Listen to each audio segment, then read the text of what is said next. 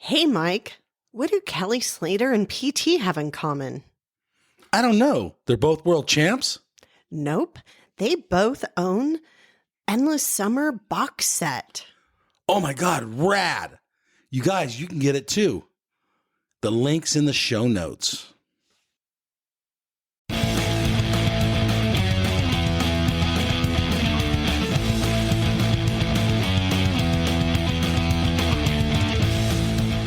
Hey, this is Mike with the Quivercast, brought to you by quiverbuilder.com, an online community where you buy, sell, and surf for your next magic board. All right, everybody.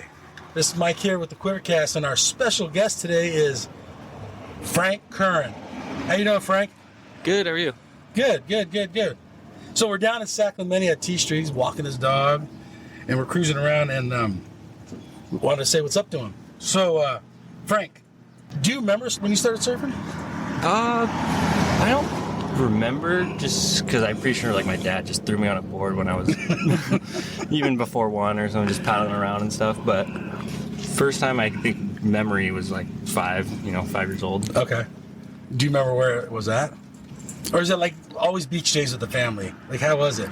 growing up? I spent most of my childhood at Sandspit, actually. Like, oh, really? Okay.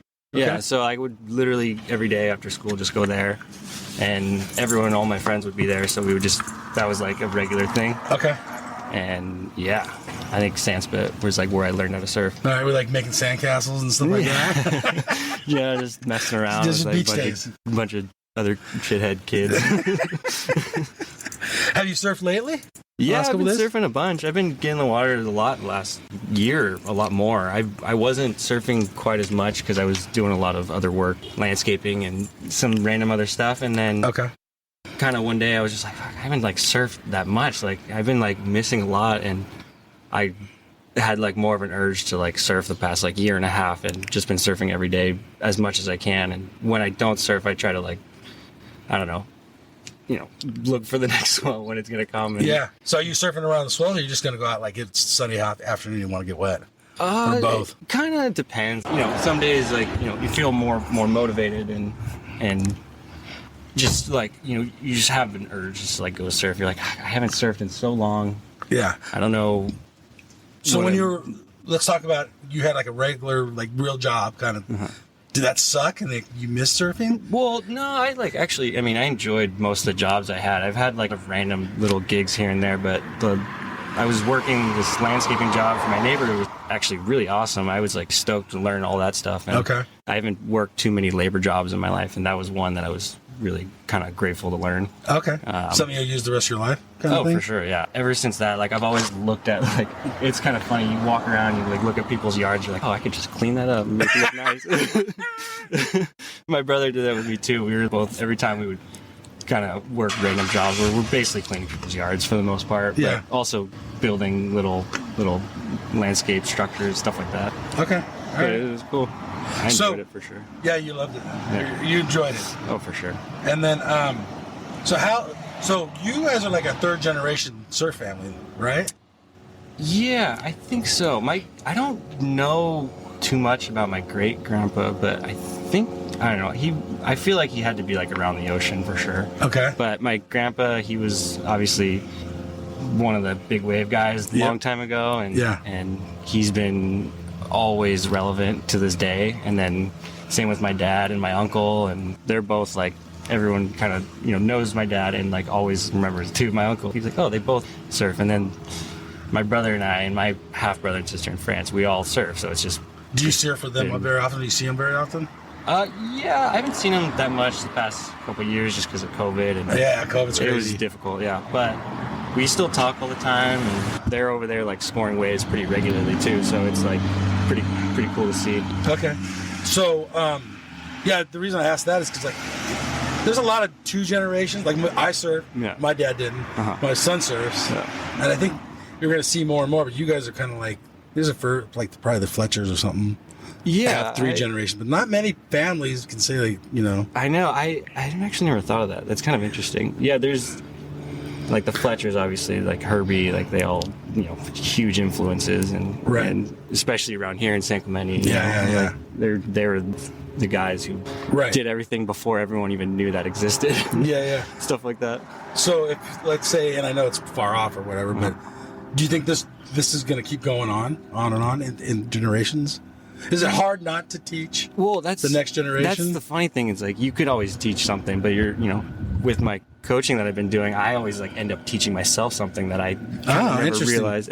Like when I'm talking to people about random stuff, I'll like say something, I'm like, oh, wait, that makes a lot of sense. Like, okay. I should just. So you're teaching yourself. Yeah. So you kind of remind yourself little things as you're teaching people, and then you're like. But as far as the next generation of kids, that every time like you think of like how far it could go, I just picture back in the 70s and that era when people didn't even know this was ever going to be possible. Yeah. But I'm like, today it's like that, and it still feels like how much further can it go? Yeah. Yeah. And then growing up as a Curren, how was that? Oh, it was great. Like, I mean, I've always really looked up to like my dad and my uncle and my grandpa, and everyone like has their own little things with like families and times, but people can assume shit and just like say stuff. But for the most part, I've learned, I feel like, more than the average person would about just life in general from my family. Just a bunch of stuff that you wouldn't think about that you can associate, surfing with, but it like builds you as a person, I guess. Okay. But yeah, like our whole family, like we've always been like kind of very, very private, but part of the reason is because, people can say shit. Okay. But it makes sense, actually. Like, it just happens, and it's kind of how it is. But yeah, I mean, just a question I had. Yeah. I mean, in the surfing world, Curren's like it. It means a lot. Yeah. Okay. So what's your kind of favorite wave to surf? Like, especially like, do you like Santa Barbara, like the point breaks, or do you like come down and surf from the beach breaks? Yeah, I really like Sandspit and Rincon, obviously. Okay. And have you got Sandspit good? Oh yeah, so many times, and like. So describe that wave, because I've never even actually seen it break for reals. It's basically just like exactly what you would imagine. It's just a sandbar. That's all it is. And you can't really, when it's good, you can never try to do a turn because it's not even, you're never going to make it. You wait 1,000 hours for a wave because there's so many people out on the one day of the year that's good. And everyone's catching everything and falling on top of each other. But that backwash. Yeah. That thing looks so gnarly. It's tough. I like remember growing up and seeing a bunch of people like Brandon Smith and Trevor Gordon and all those guys from Santa Barbara I grew up around. Those were the older dudes that I looked up to. Okay. Because they all surf Sandspit like really good. Yeah. And you'd see them today still like doing the same thing, just taking off late over the backwash and making it and coming out of like the fastest, tiniest little barrel you've ever seen. And that's backside for you, right? Yeah. So how's that surfing at backside? That's got way more challenging. I actually love having the rights to like learn to surf backside growing up. It kind of just makes it easier for everything else, because when you surf frontside, you just don't even really think about it so much that you just kind of try whatever. Yeah. And it kind of helps in a weird way. I don't know. Okay. But have you ever surfed like a left point break? Yeah, surfed a bunch of. Do you get like jealous of like the other regular foots that are out surfing Rincon or Sandspit? Yeah, you think about it for sure. You see someone drop it in like super easy frontside, and you're like, I could just do the best carve or big old speedy turns. But no, I love surfing backside, and you learn like from like people who just like. Dane Reynolds, even though he's regular foot, you see him surf backside. He like very explosive on the backhand. And then like the same with like Bobby and speed backside. I like, you really, it's kind of funny. Like backside surfing it's in my opinion, if you learn to surf backside, you could surf way better backside, than anyone. Just because you have more power and you put more weight. The bottom turns a little, get a little deeper. Yeah, and when you're frontside, you're kind of more just flowy, trying to like just be all clean. You can do like fast snaps and stuff and try to do big airs, but at backside, you have like more power in a weird way. You have that extra strength from like weight. Okay. Being lower, I guess. I don't know.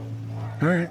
So and then. Besides Sandspit, like, is there like a good beach break, or you don't want to say the name? Oh, I mean, how is Santa Barbara like localizing? Yeah, I mean, as anywhere would be, there's always going to be like spots that people are going to be like, don't tell them. But I mean, is there heavy localism where you're going to get your ass beat? Paddle out. Yeah, it used to be a lot worse, as people would know, but it's starting to come back up again. I think like people are getting a little eggy again because you think COVID maybe? Oh, I mean that had a good amount to do with it, I would say, because so many people just started surfing. Yeah. And everyone was bored and no one knew what to do, and everyone didn't have work. So all of a sudden, like I remember talking to my friends at who work at Channel Islands at the shop. I used to work there a little bit. And they were saying like, yeah, we've been like blowing up with sales, like so many new surfers. And I'm like, yeah, perfect. Well, that's good for your business, right? Well, yeah, I mean, it's good. I like it for sure. It was definitely getting pretty gnarly though at Rincon through the winter, because there, like, I surfed it a handful of times, but there was so many days you drive by it every day because you're going to Ventura to surf, or you're going up north or something. Okay. But yeah, tell us about that. yeah, so when you drive by, you just look back. You know, it's just like you check waves when you drive somewhere, and you just see the crowd, and you're like, Are you skipping it because it's so crowded? Or yeah, you mean none of the locals want to go there anymore because it's too crowded. Okay, so so I surfed there a couple months ago, and it was really good. Yeah. The first day, the second day sucked. Okay. My version of it is a lot of longboarders, like hipster longboarders. Yeah. And they're just always in sight when they're on like a 12-foot board. Yeah. Like, how do you compete against those guys? Yeah, it's kind of like, that's the weird thing with Rincon. Are those guys the local guys, or those guys driving? Well, sometimes you could spot them, you know, like, oh, that guy's definitely from LA. Okay. Or Venice or something. No, but yeah, it's kind of like Rincon. It's you know, it's a mix of like all types of surfing. It's not really one, because it's a long, easy point break to ride, but it's also, you could ride a shortboard and like surf hard and try to get barreled sometimes, and it definitely, like, it has more power when you get it on a good day. You know, longboarding, it's just nice because you just go forever, top to bottom. You know, you're getting into it super early. Yeah, and like people like to ride like, you know, weird boards just to kind of like go fast sometimes, and I'm all for that for sure. Like, do you switch your board up when you're surfing there? Just when the waves are good. I was actually riding this Proctor board. This it's called a zip stitch. It's got this like pretty boxy tail. And it's really flat rocker. It's, you know, kind of not even really the right board for out there, but it works so good in every turn. It was a 5.6 and I used like 5.11, 5.10. Yeah. And it had like a lot more volume, so it was easy to paddle, and it was an epoxy. It worked really good, and I had so many waves on this board that every turn was just like connecting really easy. And it's funny how sometimes you ride like a small board on a bigger wave. It just like, it's easier to maneuver. More flowy? Yeah, if you have like the right ones. Most boards seem to go squirrely, but okay, all right. Yeah, so yeah, anyhow, I had a bad experience. First time I've surfed it, actually pretty good too. It was really good. Oh, nice. Do you remember your first board you rode? Was it one of your dad's old boards, or uncle's or something? First board, I don't remember my first board, but I do remember like the first board that you were actually the first surfing. board I remember actually really riding a lot was this. It was a 6.0, and it was like a weird red board with these designs. I don't even know what it was, but it was like my brother and I got our like first boards in Panama, and we were surfing this one right point. It was like knee high, and it was super mushy, but that was one of the first waves we remember actually going down the line on. Okay. And it was when we got these boards, and I remember like we were so excited, and it was just so funny to like get like a wave, and vividly remember the first time you actually go down the line instead of riding whitewater or just kind of mushy wave. You actually get a wave that goes. So how was that stoke? Oh, it was insane. Like, we surfed for like, I think 3 or 4 hours, and my dad was pushing my brother and I, and it was just like one of the easiest little right hand mushy waves you could ever learn on. It was literally only knee high, and every wave was perfect. So every time we would get up, we would just stand there. Sometimes I like was pig dogging, even though there was no barrels. I was just trying it, and like, you know, brother was like doing the same thing. It was funny. Yeah, that's right. So did you guys think like, is that the day you guys both caught it? Like to go down the line kind of thing? I that's my memory of it. I think we were pretty young. I was probably like 5 or 6 almost. But yeah, I think that was that first time, I think, for sure. And then how often do you surf with your brother? Well, I mean, we try to surf together often. Like, we're always doing our own thing. Right. But are you calling him or whatever? Like, what are you doing? Let's go surf? I'll call him. I'll tell him, like, hey, like, let's go surf. Like, and he'll be like, I'm going to go here. He likes to surf, like, spots that's, like, you know, no one around, which I'm all for. I'm kind of more, you know, okay with surfing in crowded spots, but I also, like, sometimes it's too much. But he'll he usually goes to like spots where there's just no one, just so he can like surf by himself and catch waves. Just no competition. Yeah, and all the beach breaks in Santa Barbara are basically non-existent except for like Sands and Goleta. Okay. Like one beach break kind of by the college. Okay. Or the university. Where that is? Okay, so by the okay, I don't know that area. Yeah, it's like I know Campus Point's area. Yeah, so like there's a beach break over there. There's a couple little beach breaks. Yeah, campus, and then around the corner there's a bunch of little kind of mediocre beach breaks. But they're fun ways. It just surfs there a lot, and we have some friends who have like a couple random places like where there's a little beach break in front, so we just go hang out there and a bunch of random little spots here and there. But we'll try to surf together when there's good waves for sure. Oh, okay. Yeah. All right. Yeah, because I think the older you get, you kind of get set in your own ways, and everybody wants something a little different. Yeah, totally. Like me and my son don't even surf together at all anymore. And, I mean, for 10 years, I picked him up and drove him every single day. Yeah. After school, I mean. Yeah, it's funny. It's just like, especially lately too. There's been like a weird kind of shift in everything. You know, there's people like I feel like everything's kind of flipped. You know, after COVID and everything. You know, people kind of like started doing one thing and we're doing the opposite. Like for me personally, like I was pretty, you know, wasn't really doing much. I was kind of just working this job and I was getting over it and I was kind of like bored and I wish I was surfing. And then beginning of the COVID like thing, like right even before it happened, I remember like quitting because I was like, I don't really want to do this. I just want to go surf again. And it wasn't for any bad reason. I just like missed it. And in that period of time, my brother, who wasn't working, who was just surfing and playing music regularly, he got like couple jobs that he'd never worked before, and it was just funny, like everything kind of flipped and all of a sudden people were like doing their own thing, kind of not really caring, and then COVID happened. Everyone's like, oh, we gotta get our shit together. Yeah. I think I don't know, I've noticed a huge kind of shift in people. It's kind of it's so it's all around, you're saying, like just yeah, I mean with everyone, you know, like there's always random. Well, so would you say then just mentally, I don't know what the right word is, but you just felt like, I don't know, why did you feel like you needed to go start surfing more? Is there a reason? It was honestly very basic. I was just kind of like I was getting sad. I was getting kind of depressed. That makes sense. And I was at a young age like depressed a little bit, and wasn't like anything severe. I just kind of was like, I would get down on myself pretty hard. And as like people do when you feel like, you know, you're not doing much. It's pretty basic kind of just stuff. It just made you feel bummed about it. And I was like, you know what, I'm just gonna surf, like even if I'm not making money, I'm gonna like figure something out. I would rather be happy than like, you know, good point, go home angry every single day just because I'm not doing what I'm doing. It's you think, difficult, you know. But with that being said, like non-surfers, they can't relate to that. Yeah, I mean, it depending on what you do, but for sure, like, you know, everyone I know is, well, every time I see someone now who works a lot and has been doing the job for a while, and it's like I see myself, I'm like, oh man, like you should start a business, you should do something you love. Like you might not make money, but if you commit to it, you'll make a ton of money. Like but it's funny, like it feels like hopeless in a weird way. You want to like change, but you don't know what to do, and it's just, you know, it's part of that like giving faith to something. You just gotta like, all right, I'm gonna just do it. Growing up too, probably. Yeah. Oh yeah, I've grown so much the past couple of years. I was definitely not the most mature, but okay. So what's led into, you want to talk about the Curren Method now? Yeah, sure. This is a good lead in. Yeah. So what made you want to do that?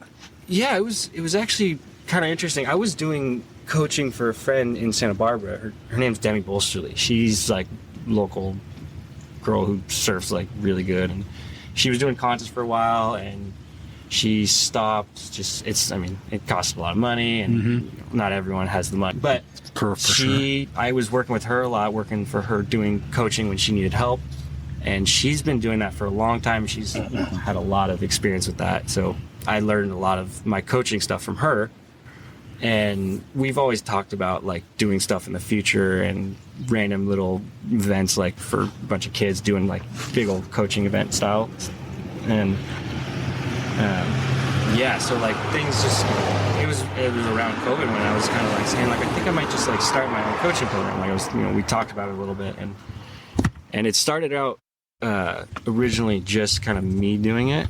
Okay. And I was talking to my family, and we kind of just randomly decided to like all work together and kind of just do a family business style coaching. Right. And we have surfing basically like deep in our, ancestry basically. Yeah, It's just like my grandpa, sure. like it's like embedded in our blood somehow. It's just, but it's just one of those things we kind of just like, I'm sure like people kind of expected something like this, but at the same time, it's something like I didn't really think I would do until one day, like my brother and I were talking, and it just kind of like was decided in a weird moment. It was okay, we'll just do this. And my dad has been super helpful in it. He's been giving me a lot of guidance and random stuff as far as what to talk about with coaching. And I have my own style of coaching, which is pretty basic, just like teaching how to surf and like teaching contest stuff and practicing heats with kids and all that kind of stuff. And we're coaching basically anyone, all ages. Okay. At the moment, for Did sure. it come natural to you? Do you feel, or do you? Yeah, it's kind of like my brother. He hasn't done it as much, but I've been trying to get him more involved lately, and he's done a few lessons. But as far as kind of figuring out what to say, I guess it's kind of it can be, you can kind of say a bunch of stuff that you almost like feel like you're like, wait, did I say the right thing? Like, I hope this works. So like, kind of started doing this thing where, you basically just, I don't know how to say it. You just kind of see what they're doing. You kind of have to like make it up as you go. But you also like try to be real with them, saying like, hey, like I can give you like what I genuinely believe is like, helpful tips and what which I think is good would hurt. because you're customizing for each person. Yeah, that's so with great. everyone we like try to like be really specific, and a lot of times we teach a lot of the same thing, but that's kind of like how it ends up. But there's always like little things, like some people, like I have a guy who like has like knee issues and stuff, and then there's a guy who he's a little bit older and he wants to just get back into shape, and then there's people who stuff like that, and then like little kids who kind of don't really want anything specific. They just want to like learn to surf. Yeah. So it's always, so they're looking for fun. This guy's looking to improve life. Yeah. So we'll try to like be really kind of towards like what they want. We want to like be very, very specific and that's called the Curren Method. So everyone can look that up. Yeah. And then is there a website and everything for it? Yeah, just currenmethod.com. You can just type that in and it'll come up. What about on Instagram? Yeah, Curren Method, and yeah. Okay, cool. Anything else about the Curren Method? It sounds like a good deal. Yeah, it's basically like, you go with myself or my brother, or if we have like another coach on hand, it's $50 an hour. My dad, it's $200 an hour. Okay. And there's like little deals if you get like groups involved and stuff like that. So yeah, it's pretty fun. I've really been enjoying it. Everyone I've worked with is all like, I try to take something away from it, and I've learned a lot from the people I've met, and it's been really cool. So beats gardening, I guess. Most of the days. It's gardening's fun, or not gardening, whatever. But like, landscaping definitely. Yeah, it's for the most part, it was just like lifting a bunch of heavy shit all day, and then like you would like plant plants at some point. But that was like, it was pretty funny. I think about it all the time. I'm like, like a couple years ago, I was just lifting wheelbarrows full of boulders, and now I'm just sitting at the beach getting paid. Dude, that's rad though. Yeah, and I like I said, like I am so grateful, and like every day it's kind of just, try to like look at it in a positive way, and it's definitely been really good so far. And then what about like exposure wise? Is it getting more exposure? And do you like exposure? Yeah, it's definitely picking up a bit. We kind of like, people know about it. We try to be a little bit like I'm kind of working at a slower pace because I'm basically doing this mostly myself. Okay. My dad and my brother will help sometimes, but it's basically mostly just me. They help out like when they can, and like I basically, like I said, I was like starting a business on my own doing surf coaching, and then we ended up just doing it all together. That's right. So like I'm basically doing the same thing, and I just have my family with me now, and it's like made it that much, bigger. Oh, nice. Yeah. And more fun. Oh yeah, for sure. Like working with my dad, we have our moments where we like, look at him and be like, "Are you kidding me?" Like, but it's the same thing, other way around. He like tells me to do things. Like I've worked for him, like when he was coaching, like doing for someone else, he hired me to help him, and it was the same thing. We're just been each other's bosses now. Yeah, cool. But we work good together. I think we definitely like try to always be informed with everything we say, and stuff like that. Okay. So what if someone comes to you and they want to work on their like I don't know. I guess some guys want like turns or competition heats or something. Or what if like what if someone wants to improve their like bigger wave game? Is there something like that? Yeah, I mean, well, for sure. I mean, there's however way you look at it. I mean, I could help with those things for sure. My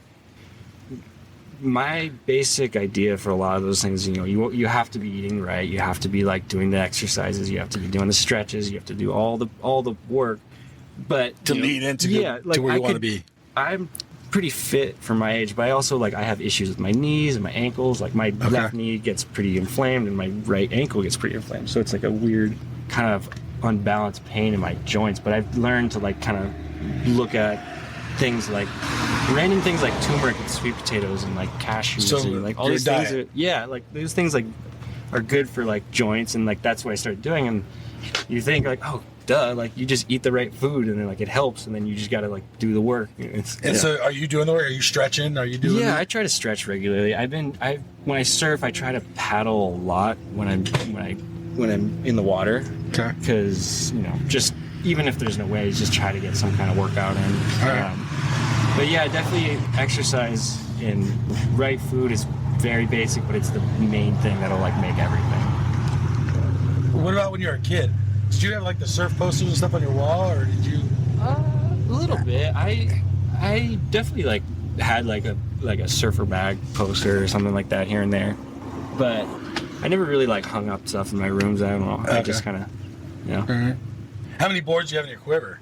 Right now I have 4 boards. I have that epoxy board that I was talking about, the zip stitch. Yeah.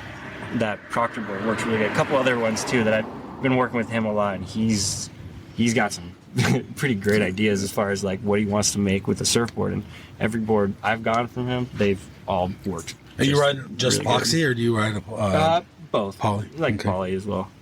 All right. Yeah. What makes you decide what board you're pulling out that day? Do you look at the surf forecast, or you checking the waves first, or you bring them all with you? It's like there's a 5'10", there's a 5'7", and a 5'8", I think. Okay. You ride anything bigger, like the more retro or longboards or anything like that? Yeah, I was riding a 6.0 for a bit, and it was like a narrower kind of rockered out board for like bigger waves? like bigger, kind of taller, steeper wall type of wave. And that was like a fun board for a while, but I ended up wanting to go back to these like 5'10s and these 5'7s because like it's easier to maneuver. The 5'10 for me is kind of like a standard short board. I'm not very tall. I'm like 5'10 and a half. Okay. And so like 5'10, 5'11 is usually what I go for. All right. What about wave pools? Have you ridden one?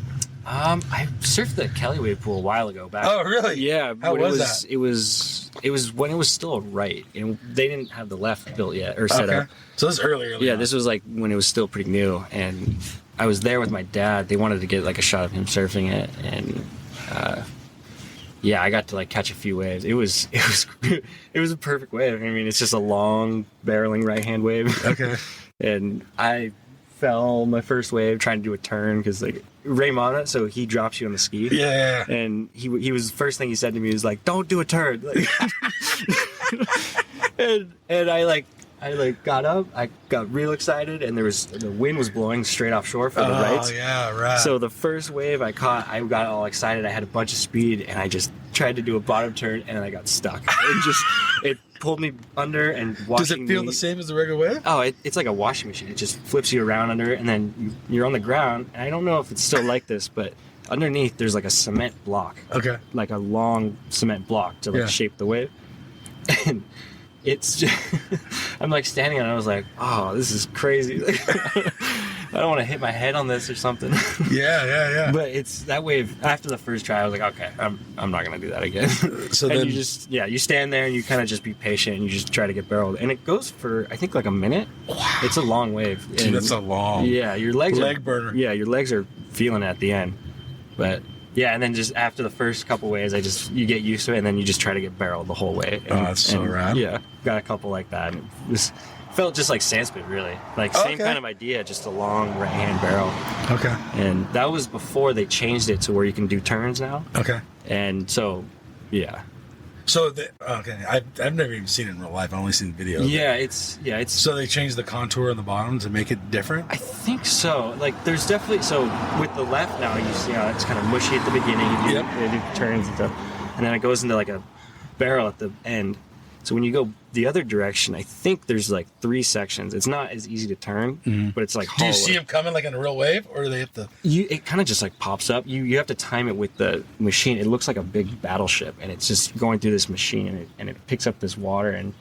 Sounds intimidating. Yeah, it's a weird feeling, yeah, for sure. But that was a while ago, and then I haven't done the Waco one, but I've been really, really wanting to do that. That one looks really kind fun. of feeling to do it. Yeah, for sure. What about taking like some students there and doing it? How would that be? Yeah, that'd be that'd be like basically the goal. Just get a bunch of kids and just set up a full day where we just surf and practice little things like airs and stuff. Okay.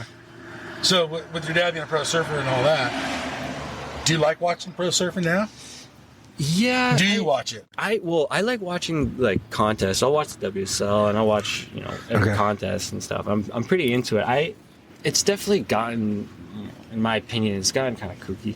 Has it? I mean, describe that. But part of it is like the way I would explain it is it's like when any sport started becoming a sport, it just all this money got pushed into it. Okay. And it has to appeal to everyone now. Yeah. And all the surfers who like have been a part of it since the beginning, they're just like, okay, this is like obviously kind of a joke, but it's not a bad thing. I like the way it's going. It's just it's kind of like it was almost to be expected. Okay. And I definitely like the surfing that's going on though. They're like doing some crazy stuff. You got a favorite guy right now? Like you're rooting for? I really like Itzel a lot. He's been like just nonstop. Like every wave he catches, he's just super speedy and tries to just do something huge every time. Okay. And some people get mad. It's like, why is he just doing a bunch of airs and stuff? It's like, well, he's trying to win. Like if you went out at a beach break and like I literally saw an article on Stab where they were basically talking crap about Italo for like doing all these huge air verses. Like, but he's just going down the line and then just throwing. Yeah, they were like, is Italo's air is going to be relevant later on? Like, okay. And I was like, yeah, of course it is. So versus like Gabriel. But yeah, I mean, they both, Gabriel is actually really a lot better in turns and air or barrels, actually, in my opinion. Like he does huge airs as well. Yeah. Like he's still like they're pretty much like side by side. They do different kind of style airs, but they're right next to each other as far as like, in my opinion, like. So do you think one of those guys are going to take it again this year? I could fully see it. I mean, as long as, there's always like the moment where you can see like they start to get a little cocky because they're just, they're like, all right, I'm going to win. And you're like, all right, well, you're going to lose. Yeah.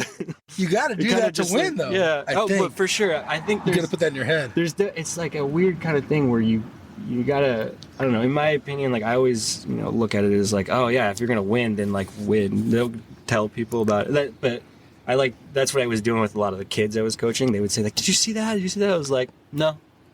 Do it again.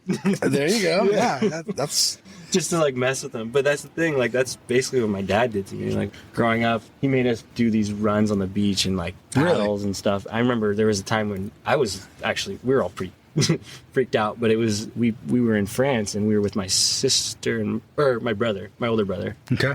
And my older brother, myself, and Pat, my younger brother. Okay. And my dad, we went for a paddle on these paddle boards that the lifeguards there let us borrow. Okay.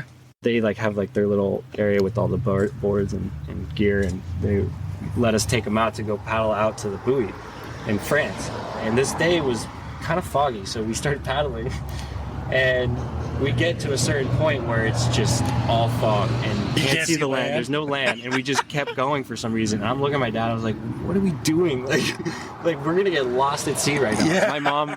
My mom freaked out. She was on the beach with binoculars and she couldn't find us. And, oh my God. It was So we finally get way out and there's this buoy and it's just bobbing around. There's a couple seals on it and there's huge ocean waves, just like 10-foot ocean waves, just kind of there was like no big waves on the beach, but on the outside you could feel like just that much water. It's so much energy. So you're just in the ocean, and my brother and my sister, or my two brothers and my dad, we were just like paddling around this thing and kind of just floating, and I was like, fuck, like, you better not lose direction. Like, we, like, circled it. I was like, watch, we're going to, like, lose the direction of where we're supposed to go now. Like, yeah, that'd be sketchy. Yeah, so we're what's he doing? Is he being, like, straight faced? Was he laughing? We were all, I think my dad was definitely, he had to be somewhat nervous because that was. Oh, was he? But he also, like, he does that stuff, like, all the time, you know. I remember there was a day in Hawaii, and it was probably, like 10, 12-foot pipe just maxing out. And, well, not maxing out, but it was huge, like, right on the inside. It was really big. Yeah. But it wasn't clean at all. It was super stormy. And he paddled out. There was nobody out. He paddled out on a 10-2, and he just paddled all the way out, way beyond the outside, and like he was third reef and stuff. Just like so far out that he was just gone, and we were like, "What the hell?" And he just disappeared, and we were like, "Okay." So, are you nervous for him? Well, I mean, as you would be. You see massive waves in Hawaii, and you're like, "Oh, he's gone." just pulling an eddy. Just come on. Oh my god! But it was. And then he just stuff like that. But then you learn, like, Did you see him catch a wave that day? He caught like a couple medium ones, like, coming in, but okay. I think he would just to go out there. Okay. Like, that was kind of the deal. And I've had, like, situations where, like, I find myself just kind of paddling further out. Like, I tend to sit pretty far out when it's, like, big, just because I don't know. I always try to, like, get a bigger one. I don't really look specifically like what wave I'm getting sometimes. Yeah. But when it's big, I'll just try to get, like, a huge one. And so you're waiting for the bombs. Yeah, and then, like, you'll see sometimes, even my brother, he likes to, like, sit, like, way out the back by himself, and people are looking at him like, why is he sitting out there? But, like, you wait long enough, big enough will come. All right. Big enough one will come for sure. Right on. What about surf movies? Did you watch them? Yeah, I watched a lot of surf movies. How was surfing in the house growing up? It was it mentioned all the time, or was it just rarely? I mean, it was everywhere. We were always talking about surfing. Like, okay. my brother and I would surf every day, and we would watch surf movies and stuff. Like, okay. I remember we went to South Africa. We were spending some time there, and this guy had the movie Campaign. Oh yeah. The surf movie with, like, all the pros back when they were, like, becoming, like, super famous. Yeah. And I remember we would watch that movie literally, like, twice a day, like, every single day. You were hooked on it. It was one of our favorite movies, and that movie we'd watch all the time, and love all, like, the old Taylor Steele movies. Those were, like, my favorite. Yeah. A lot of the newer stuff's good too. It's definitely gotten a lot. It's not, like, as watchable, in my opinion. Yeah. Everything's, like, slowed down and sped up, and like, I guess it's the same. But what about Instagram? Are you watching the videos on there? Or are you like flicking through them? It makes it harder. And plus, like, you want to, like, I didn't really think about this, but photographers don't really like it because of the quality. You know, they film with, like, these amazing cameras, but then, like, it goes on, like, a little tiny screen like this big. Yeah, and they're not making no money either. Yeah, it makes it difficult. I want to, like, start something where, like, you don't post anything on Instagram and try to do, like, premieres again, so people could go watch the movie and see, like, the quality of it more instead of. That'd be awesome. Yeah. How do you make that happen? But that's the thing. With like, today's you have society, to, like, find a way to convince people to, like, not look it up or something. Or have it leaked. Yeah, exactly. Like there's I'm sure ways to do it. It's definitely made it harder though with social media, because the quality of a lot of videos ends up, you know, people screen record it and then send it to their friend. Yep. You know, that kind of thing. Yep. And that makes the quality worse each time. So it's just that original shot that was, like, it becomes like this reposted kind of junky looking video. Okay. And then we talked about since we're talking about Instagram and stuff, what about your personal account? Do you want that out there or not really? Sure, yeah. It's the _times10 Frank. It's really kind of weird. Easy to find. Yeah. Frank. I found you pretty easy. And with that, we talked about social media, we talked about Instagram a couple times. Do you like it? I mean, there's benefits to it. There's definitely, I tend to kind of look away from it just because there's everything kind of just seems to become not real anymore when it's all on Instagram, because you only look at it there and you don't think about what it's like in person, I guess. I don't know. Another thing also is when kids are looking at Instagram and they see something, like, horrifying. That's like what I kind of fear the most, because I don't know, I always, like, kind of bring up the point is, like, I remember a lot of the movies I used to watch as a kid, and I look at them again. I'm like, oh, these are kind of fucked up. No wonder you my should brain not have watched them. Well, not necessarily. It was more just like, how did I not realize it? No wonder like I have like so many little traumas in my head. Like, but it's just like random little things you don't think about, and you're like get big stuff, and you grow up, and then I think about it now, where everyone has access to everything online.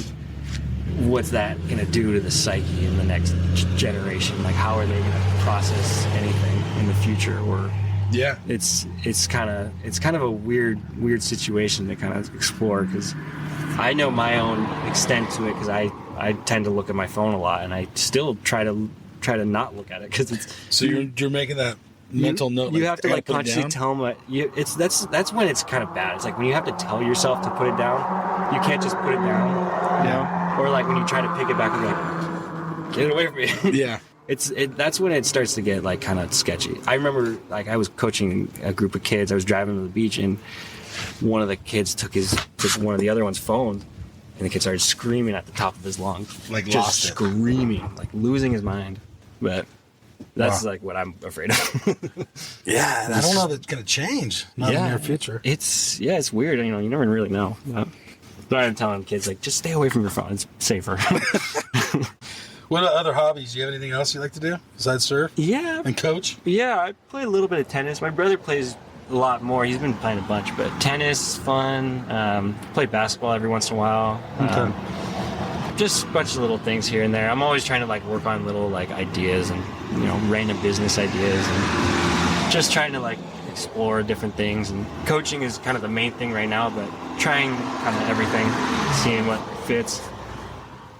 But, So, anything else in the future that might fit? Or you have any ideas you want to share? I mean, or not really? well, like specifically, I'm not really like.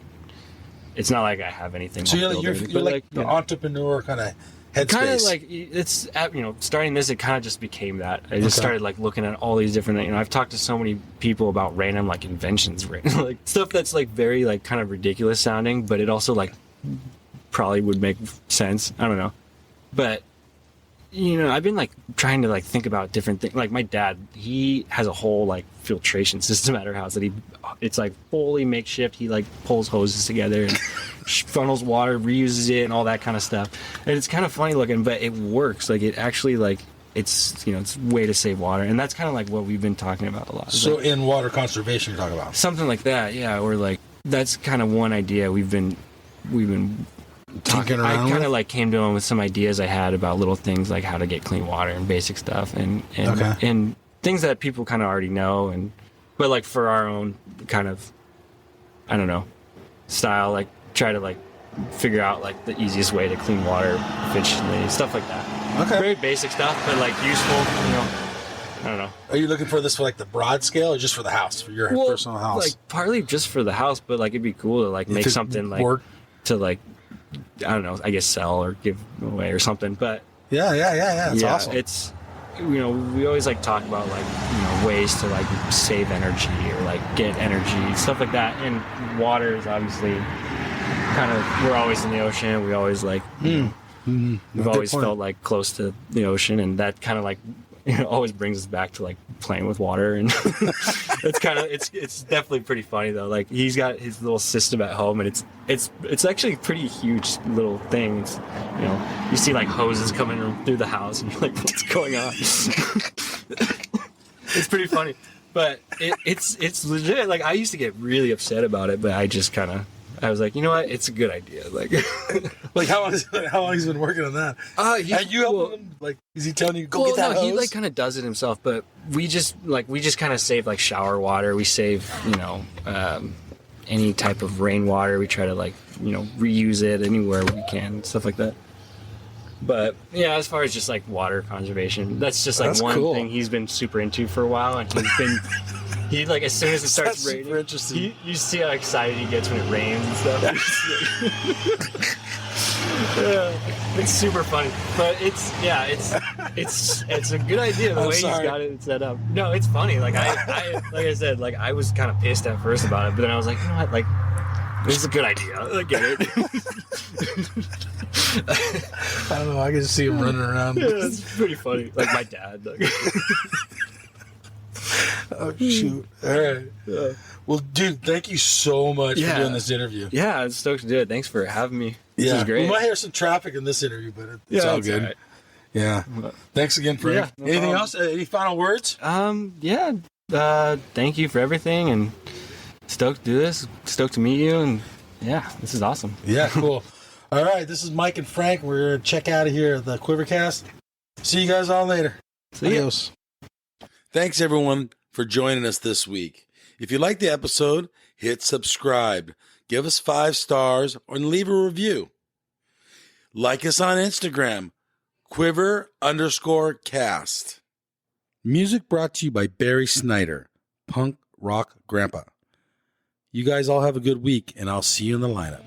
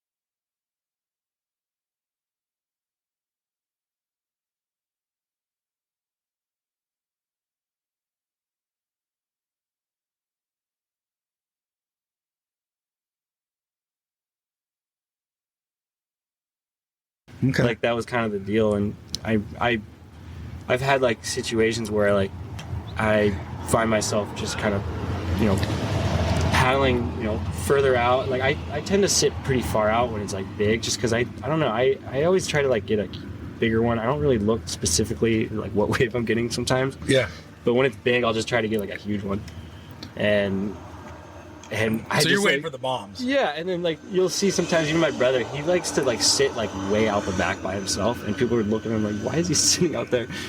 But like you wait long enough, big enough will come. All right. Big enough one will come for sure. Right on. What about surf movies? Did you watch them? Yeah, I watched a lot of surf movies. I How was surfing in the house growing up? It was it mentioned all the time, or was it rarely? I mean, it was everywhere. We were always talking about surfing. Like my brother would surf.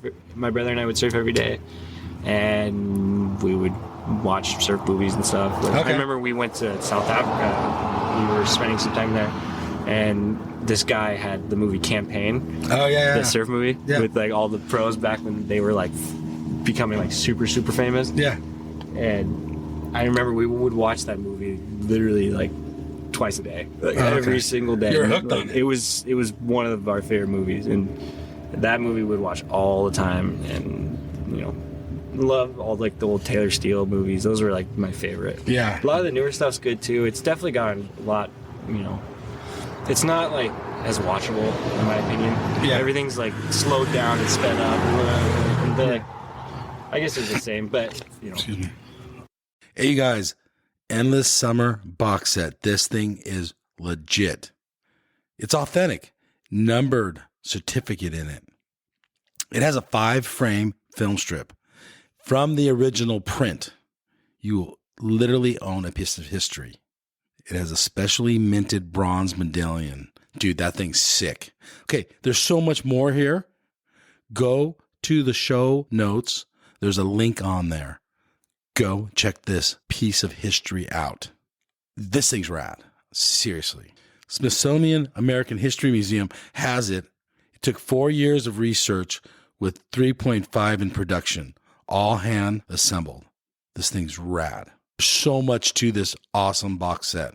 Remastered DVD, sharper images than the original film, but dude, this thing's so sick. Link in the show notes.